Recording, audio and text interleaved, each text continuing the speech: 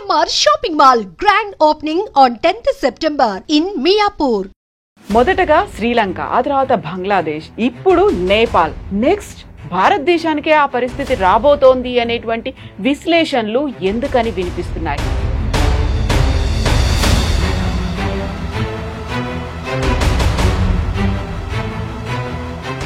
అయితే నేపాల్లో మాత్రం అక్కడున్నటువంటి యూత్ మాకు మోదీ లాంటి ప్రధానమంత్రి కావాలి అని ఎందుకని చెప్తున్నారు, ఎందుకని నినదిస్తున్నారు?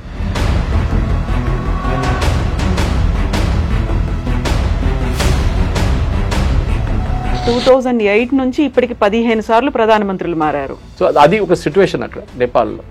మనం ఏం చూస్తున్నాం అంటే మన దగ్గర చూడండి, అదే టైంలో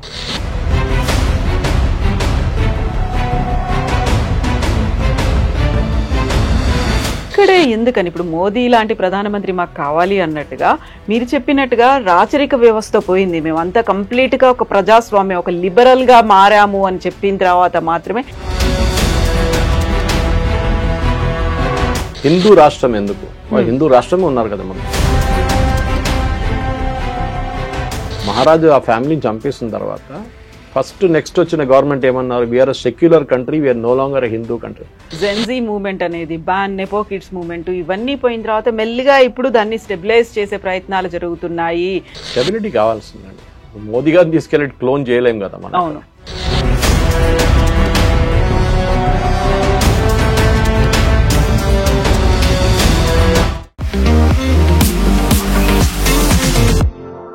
నమస్తే, నేను Kavitha. Welcome to iDream news and నిజాలు. మొదటగా శ్రీలంక, ఆ తర్వాత బంగ్లాదేశ్, ఇప్పుడు నేపాల్. నెక్స్ట్ భారతదేశానికే ఆ పరిస్థితి రాబోతోంది అనేటువంటి విశ్లేషణలు ఎందుకని వినిపిస్తున్నాయి? అలాంటి అన్రెస్ట్ మన దగ్గర కూడా ఉందా? అయితే నేపాల్లో మాత్రం అక్కడున్నటువంటి యూత్ మాకు మోదీ లాంటి ప్రధానమంత్రి కావాలి అని ఎందుకని చెప్తున్నారు, ఎందుకని నినదిస్తున్నారు? మనతో పాటుగా ఉన్నారు senior journalist Suresh Kochattil. Sir నమస్తే. నమస్తే సార్, నేపాల్ అయిపోయింది, అంతకుముందు బంగ్లాదేశ్, అంతకంటే ముందు శ్రీలంక, అక్కడంతా యూత్ ముందుకు వచ్చారు, ఒక అన్రెస్ట్ అనేది కనిపించింది. అలాంటి సిచ్యువేషన్ మన దగ్గర కూడా రాబోతోంది అనేటువంటి ఈ అంచనాలు, ఊహాగానాలు, విశ్లేషణలు ఎందుకని వస్తున్నాయి సార్? ఎందుకంటే ఒక ప్యాటర్న్ కనిపిస్తే మీకు ఎప్పుడు నెక్స్ట్ ప్యాటర్న్ 1, 2, 3, 4 అని కౌంట్ చేస్తారు. పాకిస్తాన్ మర్చిపోయాం మనం. పాకిస్తాన్ ఏం గొడవలు ఉండే ఇట్లాంటిది. Pakistan direct army take over చేసుకుంటారు. ఇప్పుడు కూడా అంతే సంగతి పాకిస్తాన్.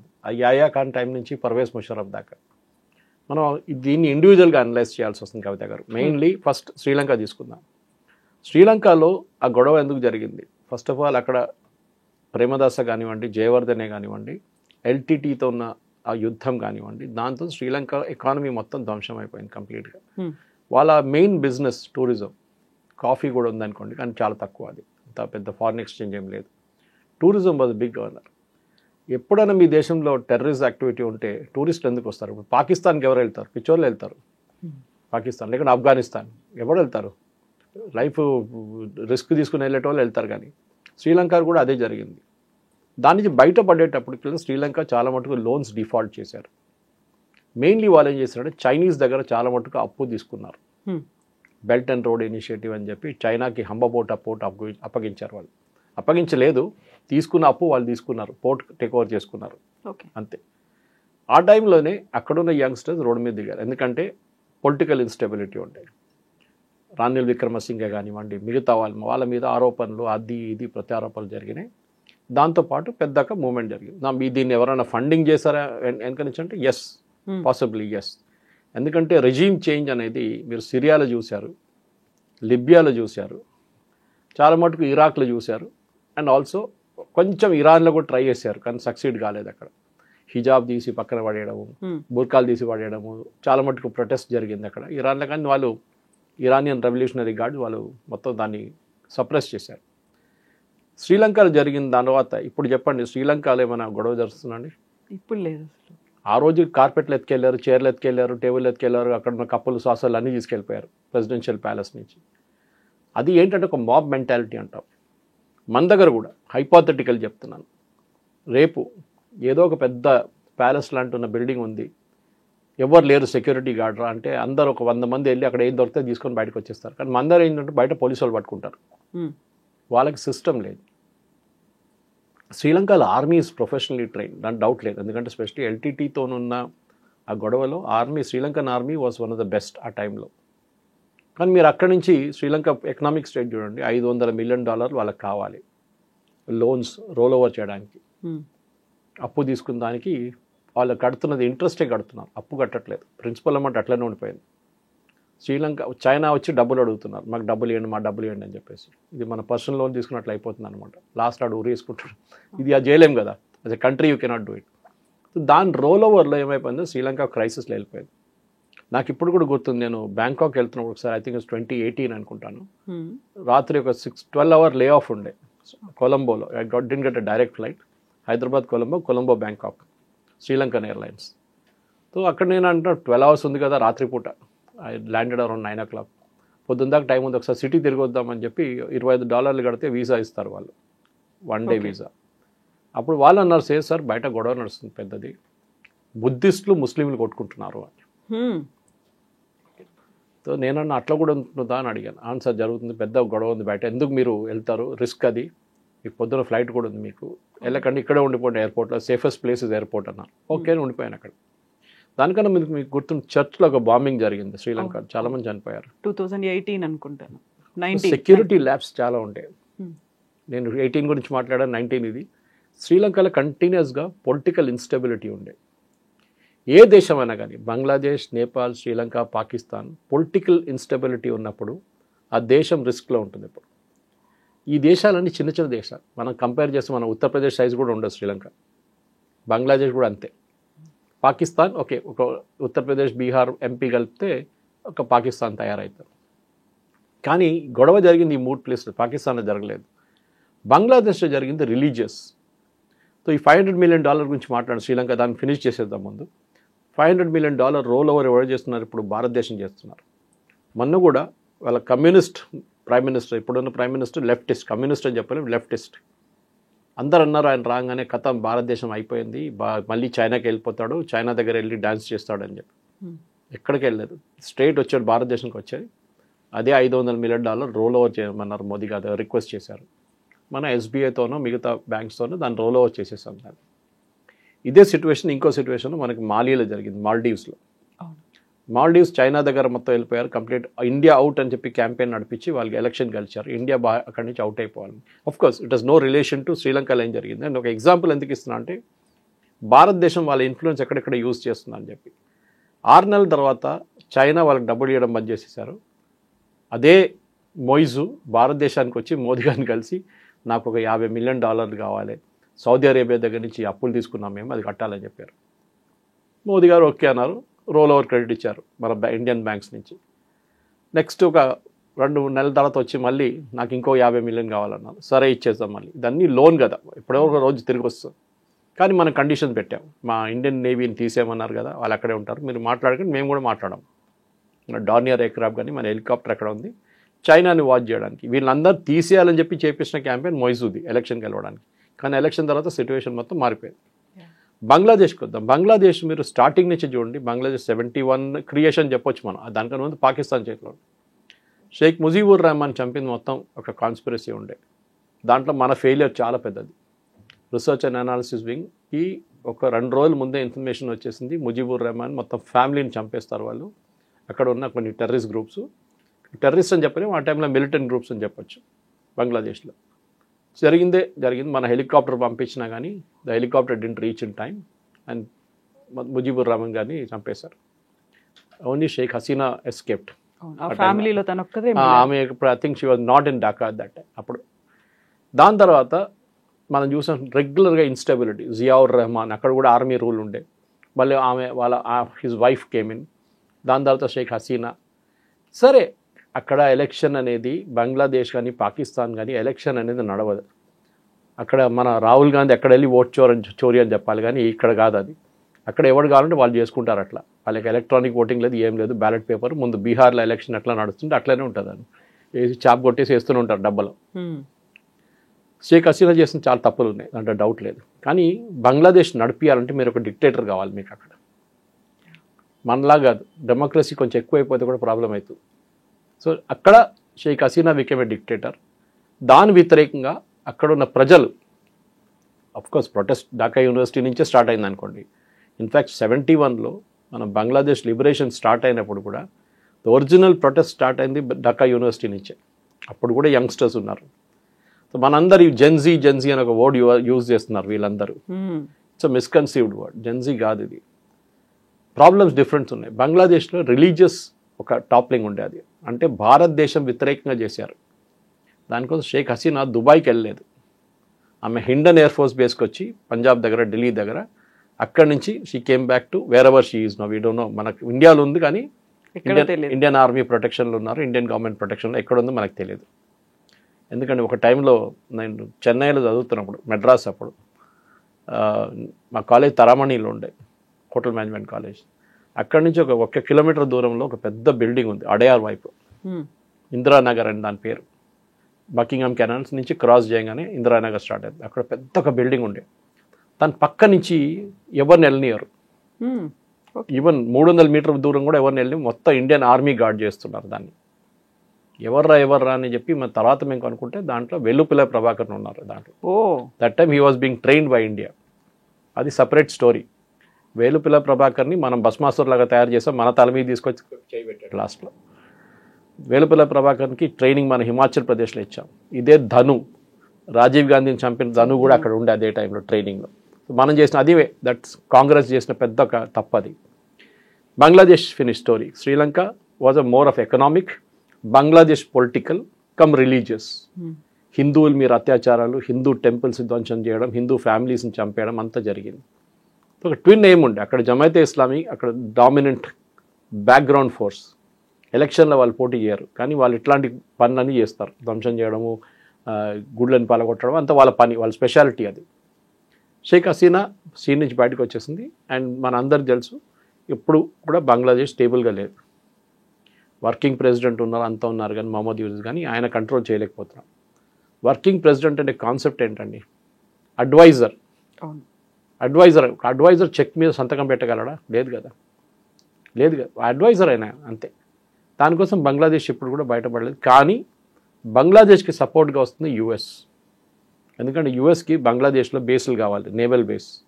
అక్కడ నుంచి మొత్తం బే ఆఫ్ బెంగాల్ నుంచి మలకా స్ట్రేట్స్ దాకా, విచ్ ఇస్ బియాండ్ అండమాన్స్, అక్కడి నుంచి మొత్తం వాచ్ చేసుకోవచ్చు. దానికోసం మయన్మార్లో కూడా యుఎస్ 2 బేసులు పెట్టుకున్నారు సీక్రెట్గా. అక్కడి నుంచి కూడా చైనాని మొత్తం వాళ్ళు ట్రాక్ చేయొచ్చు అనమాట. మయన్మార్లో కూడా ఇదే జరిగింది. మీరు చూస్తుంటారు, ఆంగ్ సాన్ సూచీ వచ్చింది, దాని తర్వాత దానికన్నా ముందు ఆర్మీ రూల్, దాని తర్వాత ఆంగ్ సాన్ సూచీ, తర్వాత మళ్ళీ ఆర్మీ రూల్, మళ్ళీ రేపు ఇంకో డెమోక్రసీ రాదు అక్కడ. ఎప్పుడు పనిచేయదు వాళ్ళ కంట్రీలో డెమోక్రసీ. బంగ్లాదేశ్ లాగానే. శ్రీలంక ఓకే అని చెప్పొచ్చు, జస్ట్ అబౌట్ ఓకే. పాకిస్తాన్ మనం చెప్పక్కడ డిజాస్టర్ అది. నేపాల్ ఇంకో కేసు, ఇప్పుడు జరిగింది అదే కదా, మన నేపాల్ జరిగింది. ఇంటర్నెట్ బంద్ చేసేసారు. దానికోసం మేము గవర్నమెంట్ని కిందకి దింపేశాం. ఇదొక అన్నిటికంటే సిల్లీ ఎక్స్క్యూజ్ ఇది. ఎందుకంటే మన దగ్గర చిన్న ఒక గొడవ జరిగితే కూడా ఫస్ట్ ఇంటర్నెట్ ఆఫ్ చేసి పడేస్తారు గవర్నమెంట్. సో దట్ మీరు వాట్సాప్ పంపించలేరు, మీరు టెలిగ్రామ్ పంపించలేరు, సిగ్నల్ ఏం యూజ్ చేయలేరు మీరు. కొంతమంది VPN రూట్తో దాన్ని బైపాస్ చేస్తారు. అది సపరేట్ టెక్నాలజీ. అందరికి VPN రాదు, టెక్నాలజీ రాదు. సో మన దగ్గర నేపాల్లో మన జరిగిన గొడవ బేసిక్లీ అక్కడ ఎకనామిక్. అక్కడ యంగ్స్టర్స్కి ఉద్యోగాలు లేవు, అక్కడ హయ్యర్ టెక్నాలజీ ఇన్స్టిట్యూట్స్ ఎక్కువ లేవు. సో అక్కడ ఉన్న 2 ఫీల్డ్స్, వాళ్ళకి డబ్బులు వచ్చేది 2 ఫీల్డ్స్. ఒకటి టూరిజం, పశుపతినాథ్ కానివ్వండి, పోఖ్రా అటువైపు వెళ్ళినా కొన్ని టూరిస్ట్ స్పాట్స్ ఉంది, ట్రెక్కింగ్కి వస్తారు చాలామంది అక్కడికి. అది కాకుండా మౌంటైనరింగ్, ఎవరెస్ట్ బేస్ క్యాంప్ కానివ్వండి, ఎవరెస్ట్కి, కంచన్జంగా, ఇదన్నీ కవర్ చేయడానికి 2 వైపుల నుంచి వెళ్ళొచ్చు ఎవరెస్ట్కి. ఒకటి నేపాల్ వైపు నుంచి, ఇంకోటి చైనా వైపు నుంచి. సో ఎక్కడ వెళ్ళినా కానీ మీకు డబ్బులు కావాలి. ఎందుకంటే ఎవరెస్ట్ బేస్ క్యాంప్ కూడా మీకు ఒక 2-3 లక్షలు ఈజీగా ఖర్చు అవుతుంది. అది ఎవరెస్ట్ అంటే మనం చెప్పక్కర్లేదు, 20-25 లక్షల దాకా పోతుంది. ఎందుకంటే సపోర్ట్ సిస్టమ్ ఒకటి, గవర్నమెంట్ కట్టాల్సిన లైసెన్స్ ఫీ ఒకటి ఉంటుంది. అది కాకుండా మీరు ఎయిర్పోర్ట్లో దిగారు, ఏ ప్లేన్లో వచ్చారు, ఆ డబ్బులు కూడా ఆ కంపెనీది. అక్కడి నుంచి మీరు ట్యాక్సీ తీసుకున్నారు, అక్కడి నుంచి హోటల్కి వెళ్ళారు, ఎవ్రీబడి ఆ చైన్లో అందరు సంపాదించారు డబ్బులు. అది నేపాల్లో ఎర్త్క్వేక్ వచ్చిన తర్వాత, రెగ్యులర్గా ఇప్పుడు ఎర్త్క్వేక్స్ వస్తుంది నేపాల్లో. ఫస్ట్ వచ్చింది చాలా ఘోరమైంది, అప్పుడు మనం కూడా సహాయం చేసాం చాలా మటుకు. నేపాల్ ఎకానమీ మొత్తం అన్స్టేబుల్ అయిపోయింది. అక్కడే ప్రాబ్లం స్టార్ట్ అయ్యింది. ఉద్యోగాలు లేవు. ఉద్యోగాలు లేనప్పుడు ఏం చేస్తారు కవిత గారు?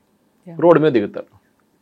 వాళ్ళు చాలా మటుకు 65 లక్షల మంది నేపాలీలు ఇండియాలో పనిచేస్తున్నారని చెప్పి అన్అఫీషియల్ ఎస్టిమేట్. అఫీషియల్ ఇంకా ఎక్కువ ఉంటుంది. అన్అఫీషియల్ ఎస్టిమేట్ 65 లక్షల మంది పనిచేస్తున్నారు భారతదేశంలో, దట్ టు లో ఎండ్ జాబ్స్. అక్కడ హై ఎండ్ జాబ్స్ చదువుకున్న పిల్లలు చాలామంది నేపాలీ పిల్లలు డార్జిలింగ్ వైపు వచ్చి చదువుకుంటారు, కొంతమంది బీహార్ యూపీలోని కాలేజీలు చదువుకుంటారు.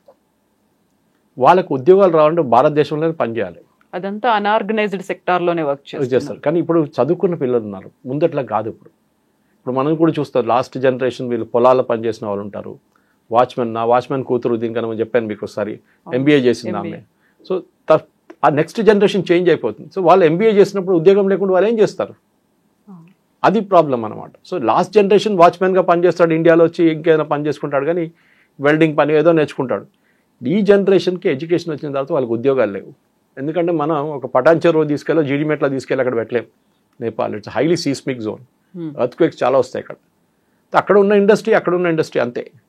నేపాల్లో కూడా అక్కడున్న డ్యామ్లు కట్టింది మనమే, భారత్ గవర్నమెంట్, ఇండియన్ గవర్నమెంటే కట్టారు.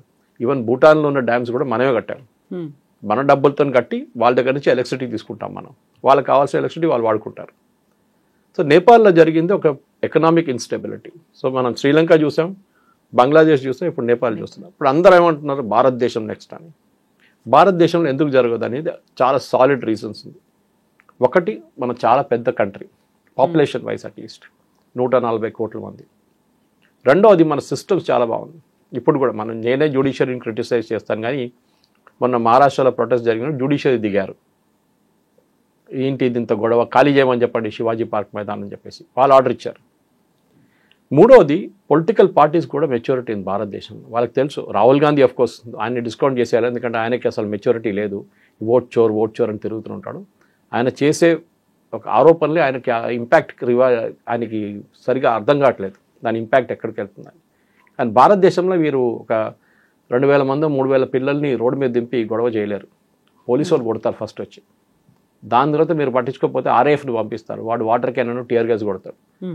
మళ్ళీ మీరు సర్వైవ్ అయితే కూడా సిఆర్పిఎఫ్ వాడు వచ్చి కొడతాడు. సిఆర్పిఎఫ్ వాడు ఎట్లా ఉంటుందంటే, ఎప్పుడు కవిత గారు హైదరాబాద్లో పెట్టే సిఆర్పిఎఫ్ వాడు తమిళనాడు నుంచి వస్తాడు, వాడికి లాంగ్వేజ్ తెలియదు. మీరు వచ్చి నన్ను కొట్టకండి అని తెలుగులో చెప్తే కూడా వాడు కొడతాడు, అర్థం కాదు వాళ్ళకి. So that's a deliberate strategy. దానికోసం చూడండి, తిహార్ జైల్ గార్డ్ చేసేది తమిళనాడు స్పెషల్ బెటాలియన్, వాడికి హిందీ రాదు. సో కానీ రొటేట్ చేస్తున్నారు వాళ్ళు, కన్సిస్టెంట్గా ఉండనియర్ అక్కడ. సో దట్ ఇస్ స్ట్రాటజీ అనమాట. సో మన దేశంలో ఒక స్ట్రక్చర్ అన్నీ కాకుంటే లాస్ట్లో కర్ఫ్యూ పెట్టి ఆర్మీకి ఇచ్చేస్తారు. మనం చూసాం చాలా మటుకు గుజరాత్ రైట్స్ నుంచి దానికి ముందు జరిగింది, హైదరాబాద్లో రైట్స్ జరిగినాయి ఎన్నోసార్లు. సో మన దగ్గర సిస్టమ్ ఉంది, ఏది తిప్పి కొట్టడానికి సిస్టమ్ ఉంది. మీరు వినకపోతే కొడతాం మిమ్మల్ని. నేపాల్లో కొట్టలేదు, బంగ్లాదేశ్లో కొట్టలేదు, వాళ్ళు ఏం కావాలంటే చేసుకోమని చెప్పారు వాళ్ళ దగ్గర. మన దేశంలో మీరు రాష్ట్రపతి భవన్ లోపల దూరడానికి ట్రై చేయండి, ఇంపాసిబుల్. వాళ్ళే రాష్ట్రపతి, వాళ్ళ ప్రెసిడెంట్ బాడీగార్డే చూసుకుంటారు మిమ్మల్ని. సో ఇట్లాంటి గుండాయిజం, సో ప్లెయిన్ గుండాయిజం, ఇంకేం జరగలేదు. ఏమో వాళ్ళు ఇప్పుడు రోడ్లు అంతా క్లీన్ చేస్తున్నారు, ఎంత మంచి పిల్లలు చూడండి అని చెప్పి వాళ్ళు స్టోరీ చేస్తున్నారు. అంతా పై మీరు అన్ని తగలబెట్టిన తర్వాత మళ్ళీ ఇంకేంటండి రిపేర్ చేయడము? It's over.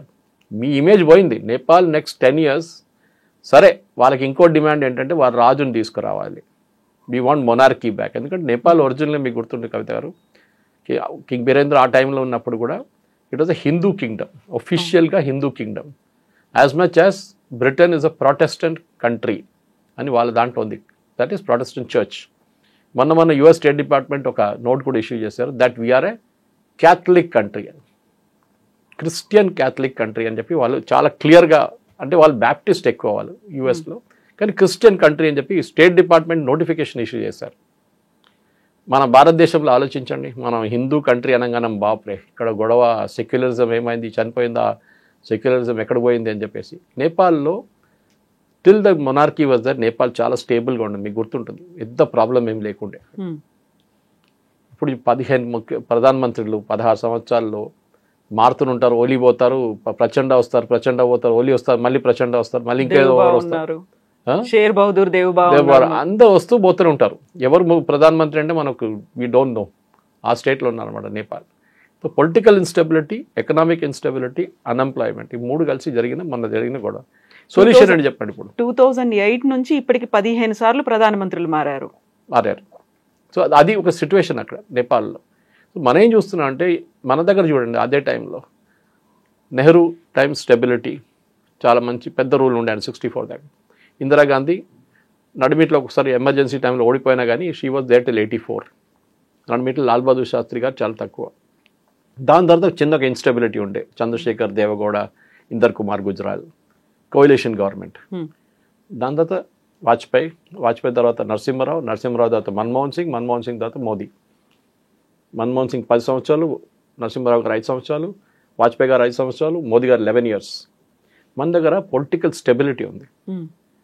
పొలిటికల్ స్టెబిలిటీ ఎప్పుడు వస్తుందంటే మీ ఓటర్స్కి ఒక మెచ్యూరిటీ ఉన్నప్పుడు వస్తుంది. మనం ఎప్పుడు అనుకుంటే ఊరోళ్ళు ఏం ఓటేస్తారు లేదు, వాళ్ళకి 2,000 రూపాయలు ఇస్తే నాకే ఓటేస్తాడని చెప్పేసి అదంతా ఉంటుందిలే. బహుశా ఉండొచ్చు 10 మందిలో 2 మందో 2-3 తీసుకుని ఉంటారు డబ్బులు. కానీ at the end of the day మన డెమోక్రసీ సర్వైవ్ అయింది ఇన్ని సంవత్సరాల నుంచి. We are the world's biggest democracy. అట్లా పాపులేషన్ వైజ్ 100 కోట్ల ఓటర్స్ ఉన్నారు మన దగ్గర. ఇప్పుడు 140 కోట్ల పాపులేషన్ 100 కోట్ల మంది ఓటేస్తారు. Technical they are capable of voting. అది బంగ్లాదేశ్లో లేదు. మీరు బంగ్లాదేశ్లో లాస్ట్ ఎలక్షన్ ఎప్పుడు విన్నారండి? షేక్ హసీనా గెలిచిన ఎలక్షన్. నేపాల్ ఎప్పుడైనా ఎలక్షన్ గురించి విన్నారా? శ్రీలంకలో ఈ భారతదేశంలో ఎలక్షన్ కన్నా పెద్ద పండుగ మన దగ్గర. ఇక్కడ 2024 కానివ్వండి, దాని ముందు 2019 కానీ, దాని ముందు 2014 కానివ్వండి, పెద్ద పండుగలాగా చేస్తారు మన ఎలక్షన్ అనమాట. Entire world watches with this. మొత్తం లోకం చూస్తూనే ఉంటారు ఏం జరుగుతుందో భారతదేశంలో అని చెప్పి. ఎంత స్మూత్గా నడిపిస్తారు ఎలక్షన్ ఇక్కడ అని. ఆ స్మూత్నెస్ మీకు ఎక్కడ లేదు. సో పొలిటికల్ దానికోసం మీరు అడిగిన ప్రశ్నలో ఒక క్వశ్చన్ కూడా అదే ఉండే, మోదీ గారు కావాలి మాకు. అది నేను చూసాను, ఆ వీడియో చూసాను యూట్యూబ్లో. కరెక్ట్. ఎందుకంటే political leadership, strong political leadership ఉన్నప్పుడు ఏ దేశమైనా బయట ఉన్నప్పుడు ట్రంప్ కూడా భయపడ్డారు మోదీ గారితో. హీ న్యూ దట్ మోదీ గారిని ఇంత ట్విస్ట్ చేయలేము, మెక్సికోని చేసినట్టు, కెనడాని చేసినట్లు, వియట్నాం చేసినట్టు మోదీ గారిని మనం బ్లాక్మెయిల్ చేయలేము, లేకుంటే ఆయన మీద ప్రెషర్ పెట్టలేము అని తెలిసిపోయింది వాళ్ళకి క్లియర్గా. సో ఇప్పుడు మెచ్యూర్గా మాట్లాడుతున్నారు. దండమెట్ల నవారోనో వాళ్ళెవరో వచ్చి లేనిపోయిన బ్రాహ్మిన్స్ బిజినెస్ చేస్తున్నారు ఇండియా అని చెప్పి స్టేట్మెంట్ అని ఇచ్చారు. సో మనకు పొలిటికల్ స్టెబిలిటీ చాలా ఇంపార్టెంట్. మనం ఎప్పుడు గ్రాస్ ఈజ్ ఆల్వేస్ గ్రీనర్ అది అదర్ సైడ్ అంటారు ఇంగ్లీష్లో. ఇక్కడ కూర్చొని బ్రిటన్ చూడండి, యూఎస్ చూడండి అంటాం. మీరు బయటికి వెళ్ళి ఇక్కడ చూడండి. భారత్ జీడిపి 7% దాకా ఉంది, మన 6.57 ఉంది. ఎకనామిక్ స్టెబిలిటీ ఉంది, మనకి $700 బిలియన్ ఫారిన్ ఎక్స్చేంజ్ మన దగ్గర ఉంది. స్టాక్ మార్కెట్ స్టేబుల్గా ఉంది. All our institutions are working well. సరే అక్కడిక్కడ ప్రాబ్లమ్స్ ఉంటాయి, ఏ దేశంలో లేదండి అది. ఇంత పెద్ద 140 కోట్ల మంది ఉన్న దేశం డెఫినెట్లీ ప్రాబ్లమ్స్ ఉంటుంది. కొంతమంది అంటారు ఇంకా పావర్టీ ఉందంటారు, తినడానికి మనుషులు తిండి లేదంటారు. 80 కోట్ల మందికి రేషన్ ఇస్తున్నారు ఫ్రీగా. ఏ దేశం ఇస్తారు చెప్పండి? వాళ్ళు పాకెట్ నుంచి ఖర్చు పెట్టేపోయే 3,000 రూపాయలు, 4,000 రూపాయలు, 5,000 రూపాయలు బియ్యం కొనడానికి, పప్పు కొనడానికి, మిగతా ఐటమ్ కొనడానికి ఇప్పుడు వాళ్ళు సేవింగ్ చేసుకుంటున్నారు. మన పేదోళ్ళ గురించి మాట్లాడుతాం. వాళ్ళకి ఆ సేవింగ్ క్యాష్ ఉంటుంది వాళ్ళ చేతిలో. ఒకరోజు పనికి పోకపోతే కూడా మీకు బియ్యం ఇంట్లో ఉంది. So that is the stability that you need to bring. Economic stability ఒకటి. దానికోసం మోదీ గారికి అందరూ చాలా కొంతమంది కావాలంటే దీంతో కామెంట్ వచ్చి కొడతారు, మోదీ సురేష్ కోచాట్లు ఆర్ఎస్ఎస్ మనిషి అని చెప్పేసి. No problem.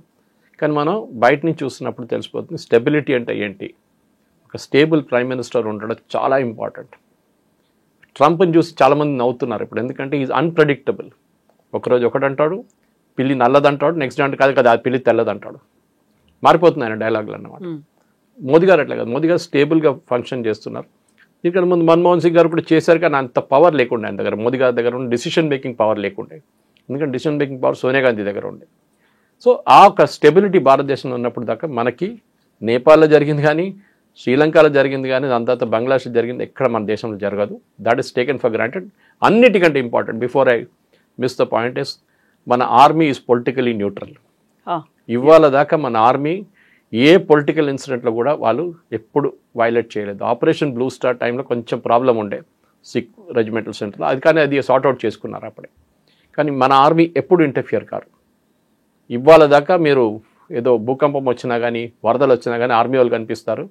వాళ్ళు అదర్వైజ్ సివిలియన్తో వాళ్ళకి ఎక్కువ టచ్ ఉండదు.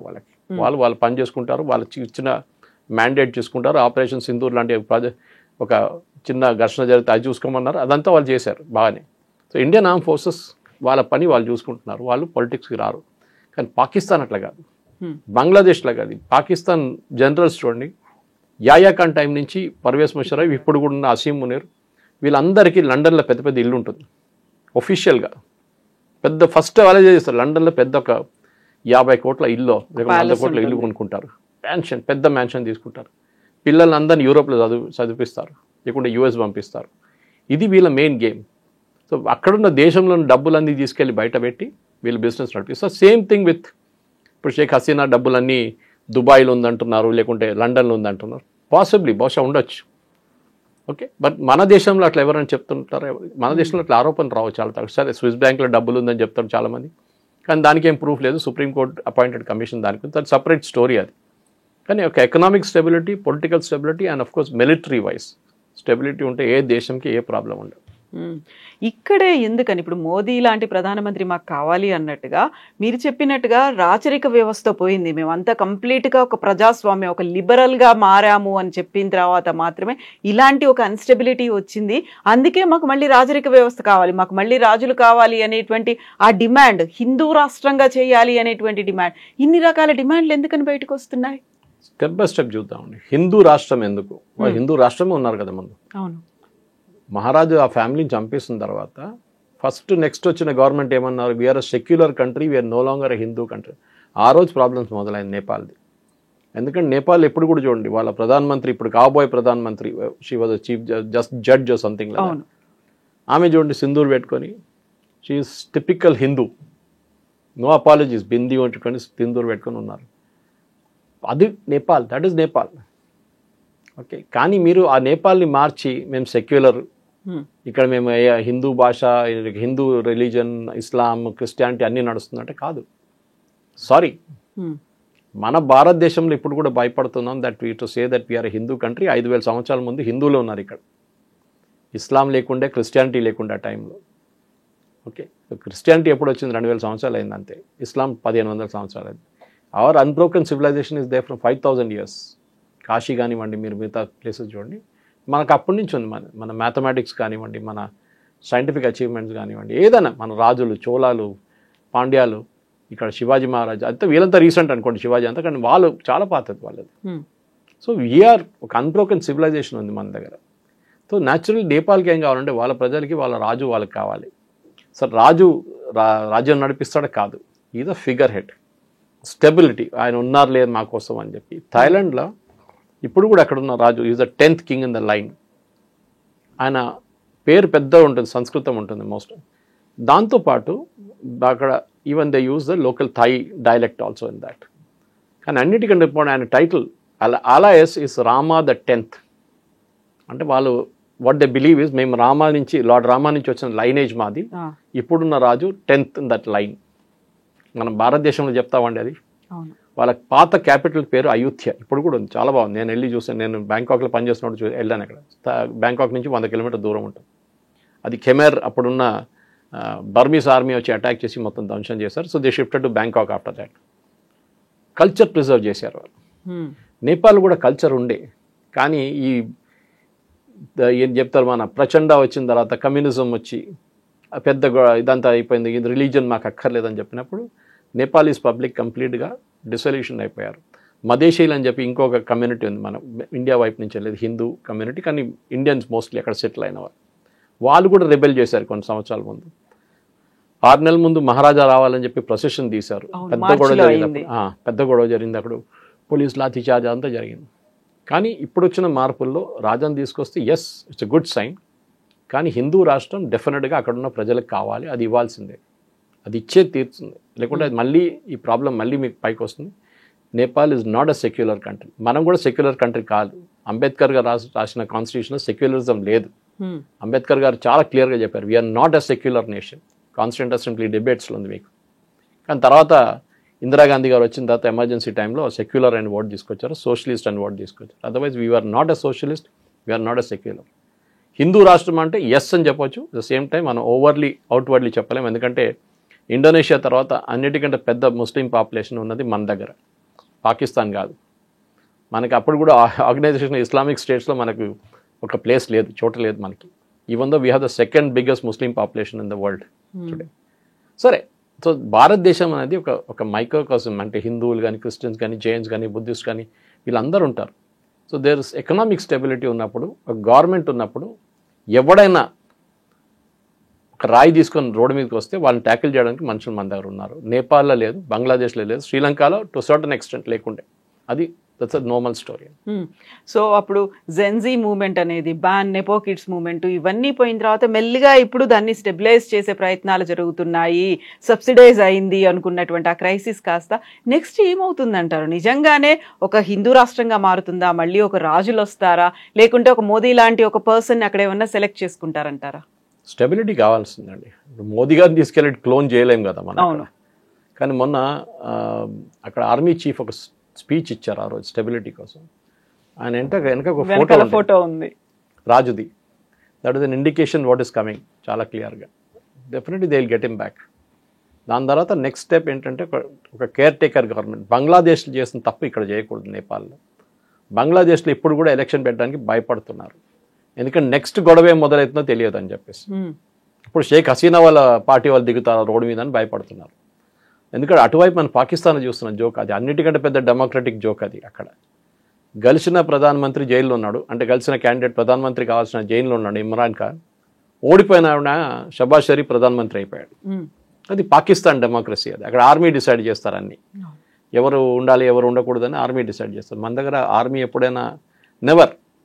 ఏదో ఒకసారి జనరల్ వీకే సింగ్ ఉన్నప్పుడు మీరట్ నుంచి కొన్ని ట్రక్స్ వస్తుందని చెప్పి శేఖర్ గుప్తా పెద్ద గొడవ చేసి స్టోరీ రాశారు ఇండియన్ ఎక్స్ప్రెస్లో. కూ జరుగుతుంది ఢిల్లీలో, గవర్నమెంట్ టేక్ ఓవర్ చేస్తున్నారని చెప్పి. ఇది వీళ్ళ గొడవ ఇప్పుడు ఉన్నది. మొన్న కూడా ఎవరో నాకు ట్వీట్ పంపించి, అరే పాకిస్తాన్ హ్యాండిల్స్ అందరు చెప్తున్నారు Indian army is one happy with Modi అని. ఇండియన్ ఆపరేషన్ సింధూర్ సమయంలో గొడవలు జరిగాయి ఇద్దరి మధ్యలో అనేది. So there is nothing of that sir. Indian army అపొలిటికల్గా ఉంటుంది. ఒకటి మన కమాండ్ స్ట్రక్చర్ డివైడ్ ఉంది. పాకిస్తాన్లో అసీం మునీర్ ఆర్మీ చీఫ్ ఉన్నారు. నేవీ చీఫ్ పేరు చెప్పండి నాకు, ఎయిర్ ఫోర్స్ చీఫ్ పేరు చెప్పండి. ఓన్లీ ఆర్మీయే వినిపిస్తుంది అంతే. మన దగ్గర అట్లా, మన దగ్గర డివిజన్ ఆఫ్ కమాండ్ ఉంది. మన దగ్గర సిడిఎస్ ఉన్నారు, దాని తర్వాత ఆర్మీ, ఎయిర్ ఫోర్స్, నేవీ, దాని తర్వాత పారామిలిటరీ ఫోర్సెస్. సో మనకు ఒక స్ట్రక్చర్ ఉంది మన దగ్గర. వీళ్ళకి ఆ స్ట్రక్చర్ లేదు. ఇంకోటి మన దగ్గర డెమోక్రటిక్ ఇన్స్టిట్యూషన్స్ ఇంకా పనిచేస్తుంది. పాకిస్తాన్లో ఏ కోర్టు పనిచేయదు సరిగా. నేపాల్లో అయితే మర్చిపోండి. బంగ్లాదేశ్లో అసలు కోర్టులే లేవు. ఏదో పేరు కోసం వాళ్ళ కోర్టులు పెట్టుకున్నారు కానీ అది లేదు. So we are still have institution మన దగ్గర ఉండి. బ్రిటిష్ వాళ్ళు ఇచ్చి వెళ్ళారు కానీ దాంట్లో చాలా మటుకు లోపాలు ఉన్నాయి. కానీ స్లోలీ వీఆర్ చేంజింగ్, దాన్ని మార్చుతున్నాం మనం. We're not perfect, nobody is perfect. ఏ దేశం పర్ఫెక్ట్ అని చెప్పండి. బ్రిటన్ సంగతి చూడండి, ఇప్పుడు మొత్తం ఎకానమీ వాళ్ళ ధ్వంసం కంప్లీట్గా ఏం లేదు ఎకానమీ వాళ్ళది ఇప్పుడు. ఫ్రాన్స్ కూడా అంతే. జర్మనీలో కొంచెం ఫ్రెంచ్ గవర్నమెంటే పడిపోయింది మొన్న. జపాన్ చూడండి, జపనీస్ ప్రైమ్ మినిస్టర్ రిజైన్ చేసేసారు. లోకంలో ఎక్కడని చూడండి అన్ని ప్లేస్లో ఇన్స్టెబిలిటీ ఉంది. కానీ మన దగ్గర ఒక ఐలాండ్ ఆఫ్ స్టెబిలిటీ ఉంది, India. And that is very important. Yes, sir. Thank you so much. Thank you. Thank you. And don't forget to subscribe to iDream. And for more videos, please subscribe to iDream. Please subscribe to iDream. Please subscribe iDream. And please subscribe to iDream. For more videos, subscribe to iDream. please like, share and subscribe to the channel. Congratulations, iDream. Subscribe to iDream. Subscribe to iDream. So subscribe to iDream Media. iDream ki iDream team andarki huge congratulations. Please subscribe iDream Media. Please subscribe to iDream. Subscribe iDream. Please subscribe to iDream. iDream అంటే నా కళల channel subscribe చేసుకున్న నోరు తిరుగుతలేదు, మీరైతే గంట గుర్తు కొట్టండి. For more such videos, please subscribe to iDream. Subscribe to iDream. Please subscribe to iDream. Please subscribe iDream Media. Please do subscribe to iDream. Please subscribe to iDream Media. For best entertainment and information, please subscribe iDream.